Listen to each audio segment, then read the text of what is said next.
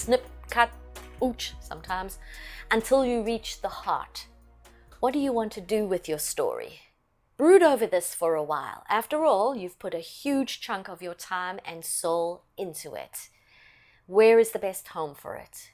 In this video, we will learn to peel that artichoke in the two processes called editing and proofreading.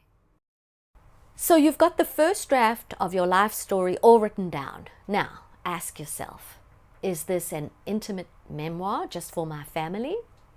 Should I ask a friend or a writer's group or a writing coach for feedback? Do I want to help others by sharing my experiences? Is my story suitable for the general public? Does it inspire? Does it entertain? Try to nail down your reader demographic. This will help you edit as you smooth out and finally polish. Before you start, you need to be prepared for this one fact. You are going to have to read your manuscript many, many, many times, beginning to end, and no joke, end to beginning too. If possible, edit and proofread during the time of day or night when your brain is alert enough to tackle analytical tasks. Editing and proofreading can be boring. You need to focus and concentrate. You don't edit for long periods. After an hour or so, stop. Play with the dog, watch TV, go for a walk, meditate. And each time you read the manuscript, you'll check for different problems. If you look for trouble, chances are you will find it. Now, with that thought in mind, put your manuscript away for at least a month so that you can revisit it with fresh eyes. Absence makes the heart grow fonder. Once you're back, begin with editing, where you confirm the facts. Examine the overall quality of your writing, the flow, the order of things, and where you expand or cut down on wordiness. Start reading. What can you toss out, you may ask? Wait, that doesn't mean you literally toss. Never throw any of your writing out. This is your life. Own it. Keep it in a miscellaneous file, in a drawer, or an external hard drive, somewhere safe. You never know if you may need it one day for a children's book or a poem or anything. Here's what you toss. Toss in your safe box the chunks of writing that don't move the story along in some way, either plot-wise, emotionally, or descriptively. And keep in your manuscript the chunks of writing that move the plot along and relate back to you, your heritage, your feelings, your opinions, and your imagination. Re-examine your writing to see where you can show and not tell, and vice versa. Keep the telling to the smaller details, which prop up and highlight the showing parts. Fact check. Be your own devil's advocate as you double and triple check dates, events, names, places. Try to be precise with your facts. As I mentioned in the ancestry video, one of my relatives may have been connected to the gunpowder plot back in 1602, and I could have just said the gunpowder plot back in the 1600s. Review how you have handled your characters.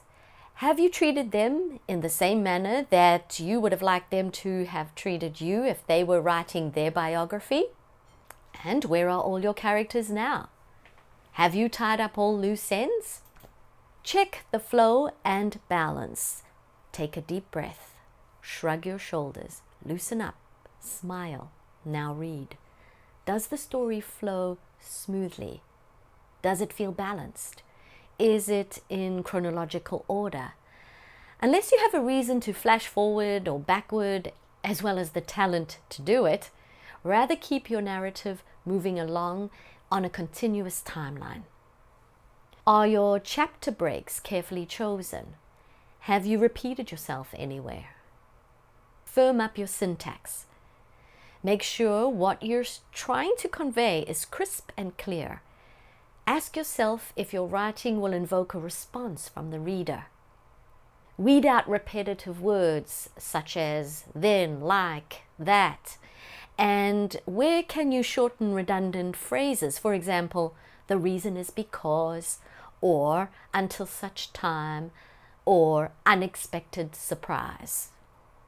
Now, let your writing rest for a couple of weeks again before you begin to proofread, where you'll be checking for superficial spelling errors and incorrect grammar and punctuation.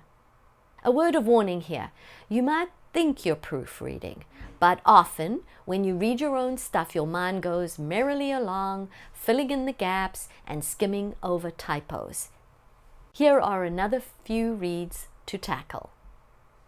Read the text out loud, slowly, deliberately, fully consciously.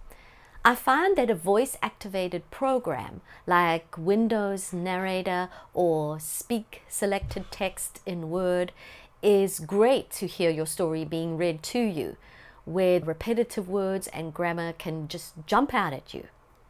Change the font and layout of your manuscript, any format where your text and design appears different, and read it again. This will refresh your view and keep you more bright-eyed. Read the entire copy backwards from right to left. Yes, I've done this. This forces you to focus on each word individually, or draw a line, a dotted line or a thin pencil line, or a highlighted dot even, between each word as you read. Ask 7 people to read your manuscript. It's a magic number. Choose a variety of people, male, female, young, old, relatives, friends, strangers. You could even assign them personal tasks. Does the humor feel forced? Does this sound like my voice? Tell me where you want to see more detail. But ask them all to be on the lookout for those elusive little typos. The more eyes peeled, the better. Know when to stop though. You'll know when you're finished. You'll feel exhausted, yet exhilarated at the same time. Keep in mind that your life story will never really be finished. It's like an old cat. It'll always be living and breathing and bugging you to tickle it here and tickle it there. Don't fall prey to this temptation. Remind yourself that you wrote it with the knowledge and wisdom that you had at the time. As you look for things to toss out, flow and balance, grammar and punctuation flaws, and also how you've handled characters. Once your life story is finally finished, fight the urge to keep adjusting. These urges are all part of the curse, the irritating writer's curse.